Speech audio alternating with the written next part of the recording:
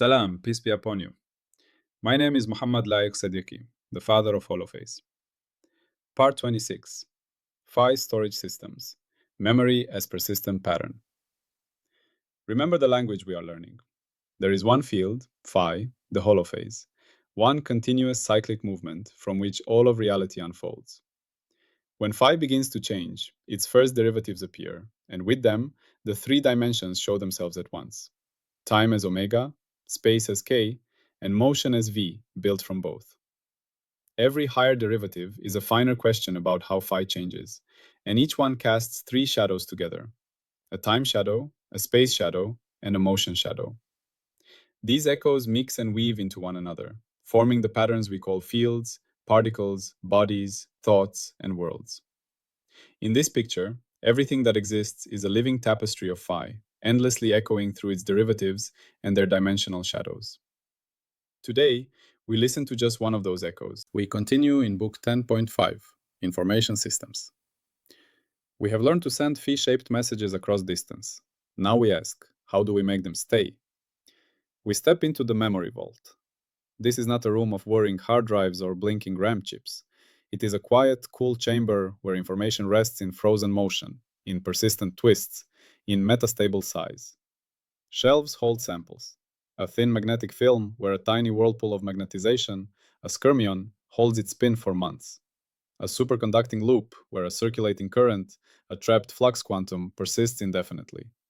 A crystal lattice where a specific pattern of atomic displacements encodes a library.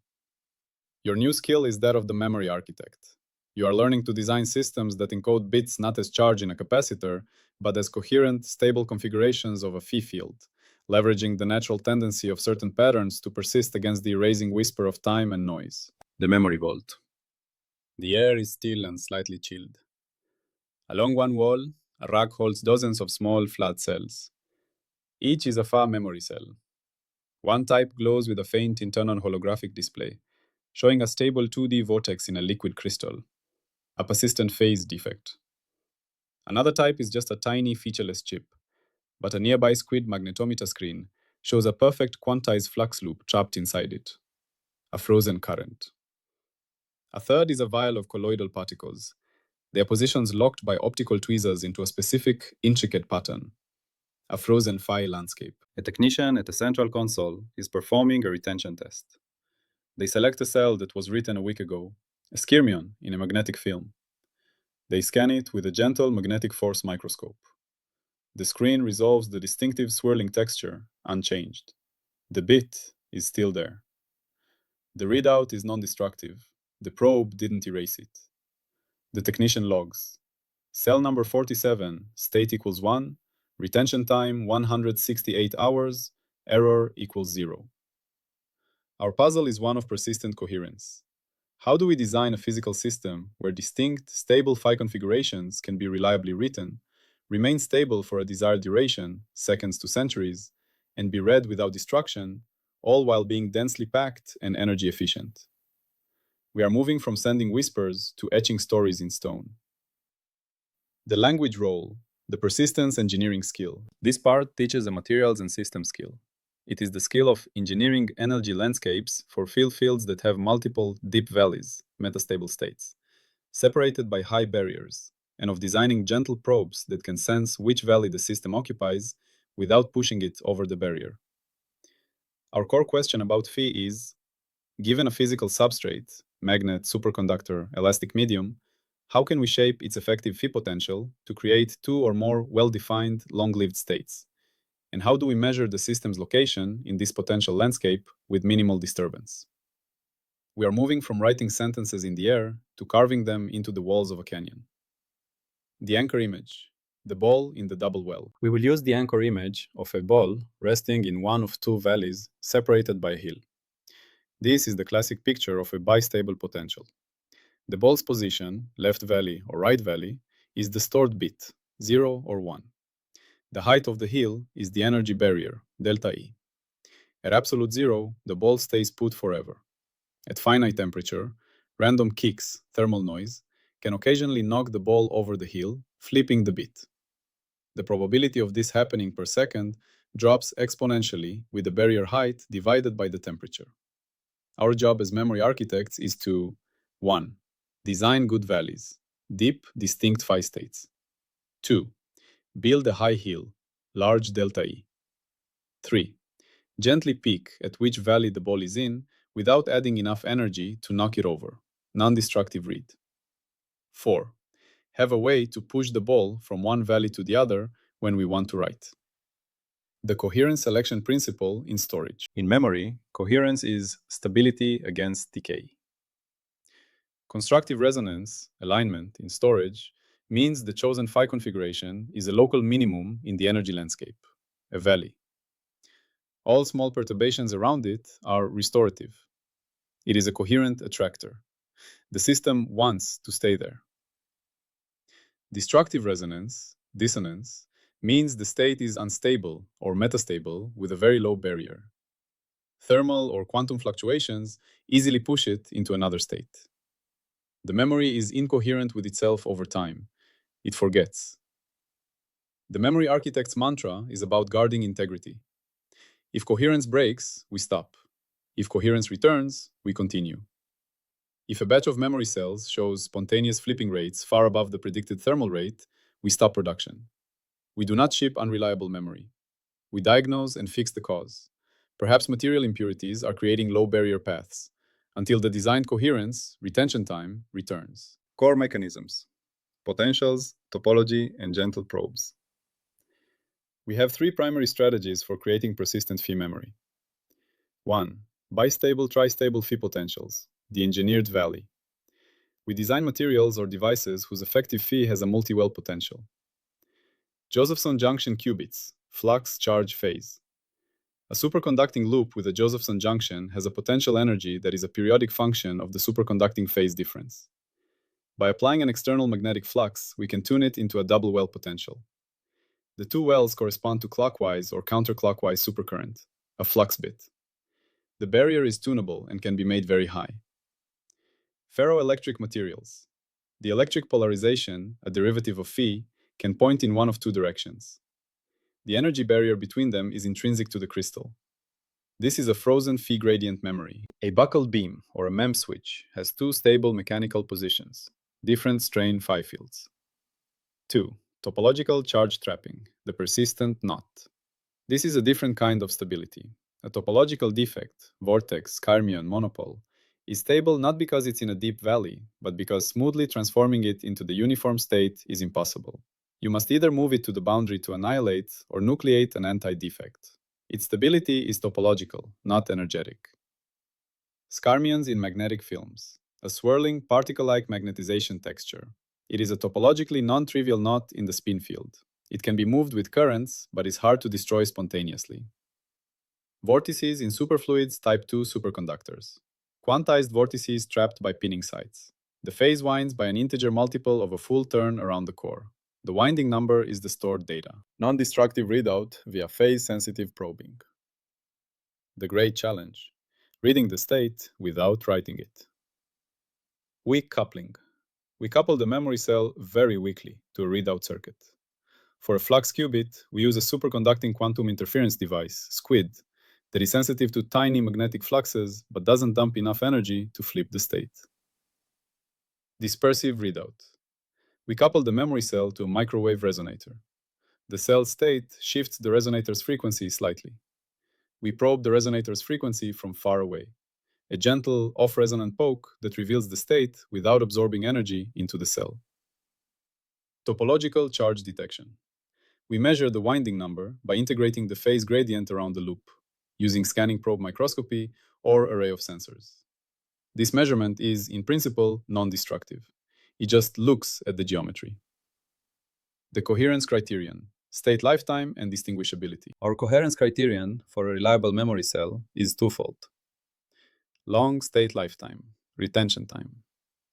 The probability of spontaneous transition, bit flip, must be extremely low over the desired storage period. For archival memory, this could be centuries. For working memory, milliseconds might suffice. The lifetime must be predictable and stem from a high known energy barrier, delta E. State distinguishability. The two or more states must be clearly distinguishable by our readout apparatus with a high signal-to-noise ratio. The 0 and 1 must live in different valleys that are far apart in the measurement space. A memory cell that satisfies both is a coherent, addressable bit. The dissonance indicator, spontaneous flips and read disturb. The primary dissonance indicators are spontaneous flipping and read disturb. The cell flips state at a rate higher than predicted by the Arrhenius law. This indicates unmodeled noise channels or a shallower effective barrier than designed. Perhaps there's a material defect creating a low-energy tunneling path or coupling to a two-level system fluctuator. The memory is incoherently noisy. Read disturb. The act of reading the state has a significant probability of changing it. This means the readout is not sufficiently non-destructive. It's like using a sledgehammer to check if a light switch is on. This destroys the memory's utility. Either indicator means the memory cell is unfit for purpose. Its coherence is too fragile. The safety rail, radiation hardness, and cycle limits. Our safety rail is about reliability under stress and over time. 1. Radiation hardness.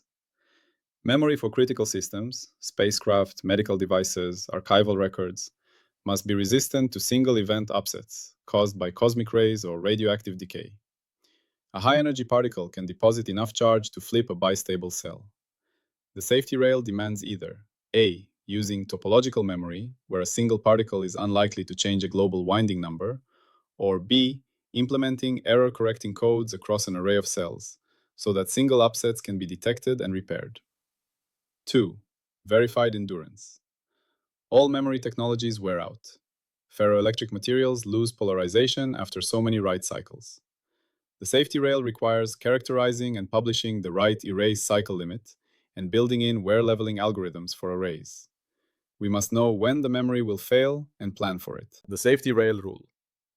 No fine memory design is approved for a given application without a reliability analysis covering retention, read disturb, radiation effects, and endurance under the expected operational environment. A measurement scene, the Skyrmion memory bit. Let's enact our roadmap's measurement scene. Scene, a memory based on a single magnetic Skyrmion in a thin film. The cell, a nanoscale region of a chiral magnet. The stable states are Skyrmion present, bit equals 1, Skyrmion absent, uniform magnetization, bit equals 0. Write. Inject or delete a Skyrmion using a focused current pulse or local magnetic field. Read. Scan with a magnetic force microscope MFM tip or measure the topological Hall effect, an electrical signal that depends on the Skyrmion's presence. The pass, robust topological memory. 1.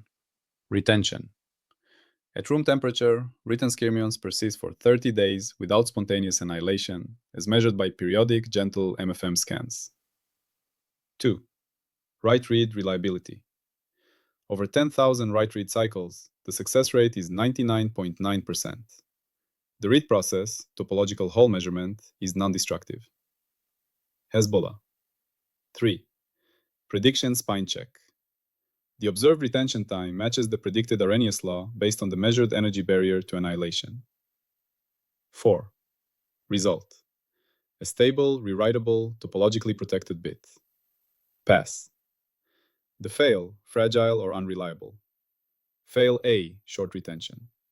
Skyrmions annihilate spontaneously within minutes. The film has too many defects that act as annihilation nuclei.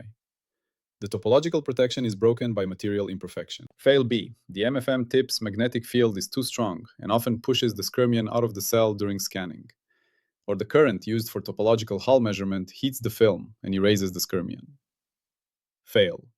In both cases, the memory is not viable. The safety rail on reliability has been breached. The prediction spine, the hallmarks of physical memory. A well-understood fine memory technology yields a clear prediction spine. 1. Arrhenius law for retention. The retention time, tau, will follow tau expect delta E over kT, where delta E is the designed energy barrier, K is Boltzmann's constant, and T is temperature. Plotting log tau versus 1 over T gives a straight line. This is a falsifiable prediction of the simple two-state model. 2. Topological stability plateaus. For topological memory, error rates, for example, spontaneous charge hop, will be independent of small changes in temperature, field, or pressure until a topological phase transition is crossed. For example, the material ceases to support scarmions. The stability is digital, not analog. 3. Phi archaeology validation. When we apply reading skills to natural systems that act as passive phi memory, like ice cores, storing ancient climate patterns in the isotopic phase of water, or tree rings, storing growth patterns in wood density, the extracted records will cross-validate with records from other independent phi storage systems, like sediment layers. This confirms that coherent patterns can persist in nature for millennia. Falsifiability when memory is not memory.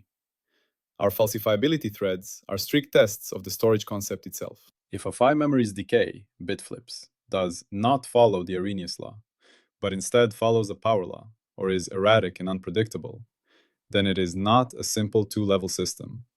Its state is coupled to many other degrees of freedom, a glassy system. This makes it unreliable as a digital memory. You cannot predict its lifetime. The concept fails for that material system. If the density of topologically protected memory cells, for example skirmions, that can be reliably packed into an area is fundamentally lower than the density of unavoidable material defects, impurities, grain boundaries, that can pin or destroy them, then topological memory cannot scale to high densities. It remains a laboratory curiosity. This falsifies it as a candidate for large-scale, dense storage. These falsifiers force us to confront the material realities of persistence. Can we actually build a library, or just a museum of a few fragile exhibits? Triunity in persistent memory. A memory cell is a triune object. Time echo, retention time tau. This is the duration the pattern persists, its lifetime. This is the memory's temporal reach into the future. Space echo, cell geometry and pattern. This is the spatial extent and shape of the stored phi configuration. The size of the skirmion, the area of the ferroelectric domain. This defines the footprint of a bit. Motion echo, write-read dynamics. This is the process of transitioning between states, writing, and sensing the state, reading. This is the activity that interacts with the stored frozen motion. Designing memory means optimizing this triunity, maximizing retention time, minimizing spatial footprint, and ensuring fast, reliable, low-energy motion for access. Lanterns across scales, the libraries of existence. The principle of persistent pattern storage is universal. Near scale, DNA as phi storage. The DNA molecule is a frozen phi pattern of molecular orbitals and hydrogen bonds. Its sequence is a persistent memory of evolutionary history. Reading it, sequencing, is a destructive read. The molecule is cut. But in the cell, it is read non-destructively by polymerase. Its error correction and repair mechanisms are nature's version of ECC and wear leveling. Middle scale, archival stone tablets and inscriptions. A carved stone is a frozen phi pattern of surface displacement. Its persistence is due to the immense energy barrier to rearranging atoms in rock. Reading is optical, non-destructive. This is humanity's oldest high-retention memory technology. Layers of sediment are a frozen phi record of environmental conditions over eons. The write process is deposition. The read process is core sampling and analysis. Its retention time is millions of years. This is Earth's own archival memory. The ethics of memory, preservation and truth. The ethics of phi storage is the ethics of preserving truth and ensuring access. 1. Integrity over time. The primary duty of a memory architect is to ensure the stored pattern does not corrupt. This means rigorous testing against the falsifiers, implementing error correction, and building in redundancy. A memory that subtly changes over time is a liar. 2. Non-destructive access. The ideal memory allows infinite reads. Designs that degrade with reading, like some early phase change memory, impose an ethics of scarcity on information. We must strive for truly non-destructive readout to democratize access. 3. The right to be forgotten versus archival duty. For personal data, the ability to truly erase a phi memory by lowering the barrier and letting it decay, or actively annihilating a defect, is as important as its retention. The memory system must include secure, verifiable erasure protocols. Conversely, for cultural archives, the duty is to preserve forever, which may require active refreshment, error correction, and migration to new media as technologies evolve. The power to make information persist brings the duty to ensure it persists truthfully and to control the boundary between memory and oblivion. The recognition skill, seeing the potential memory. You know you need this skill when you see a physical system that has two or more distinct, stable configurations that are hard to change accidentally. A compass needle pointing north or south, a light switch in the up or down position, a bimetal strip bent one way or the other, a droplet on a superhydrophobic surface, sitting in one of two possible depressions. The moment you think, that state could represent a bit, and then ask, how high is the energy barrier? How can I measure it without disturbing it? You are thinking like a memory architect. You are seeing the world as a canvas for persistent meaning. The master tree location. This part, 10.5.2, is a crucial branch of book 10.5. It depends on 10.2.3, topological detection, to read defects, on 10.4.3, topological engineering, to create and manipulate them, and on 10.1.4, benchmarking, to rigorously test retention and error rates. It bridges the physical engineering of book 10.4 with the information world of book 10.5. It enables the next step, computation, where we use such memory cells not just to store static bits, but as parts of dynamical systems that process information. And it lays the foundation for the ultimate civilization archive, where we encode our entire legacy into persistent, coherent patterns designed to outlast us. Return to the phi. Let us zoom out. A phi memory is a region where we have localized and frozen a specific clause from the infinite story of phi. We have taken a verb of change and made it a noun that lasts. The persistence is not magic. It is a consequence of the energy landscape, the grammar of constraints, that we have engineered or discovered. The bit is a localized coherence that resists the entropic pull towards incoherent noise. We are not just storing data. We are creating islands of meaningful pattern in the sea of possibility. Islands with steep shores that make them hard to leave. Zenodo and the equations of the Bali. If you want to see the full mathematical derivations and exact equations behind this idea, you can search for Holophase on Zenodo. There, you will find the scientific papers that this audio journey is built on.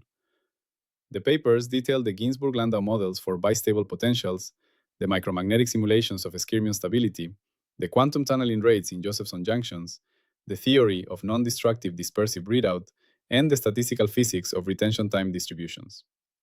They provide the rigorous physics that turns the metaphor of the ball in the valley into a quantitative engineering blueprint. Closing.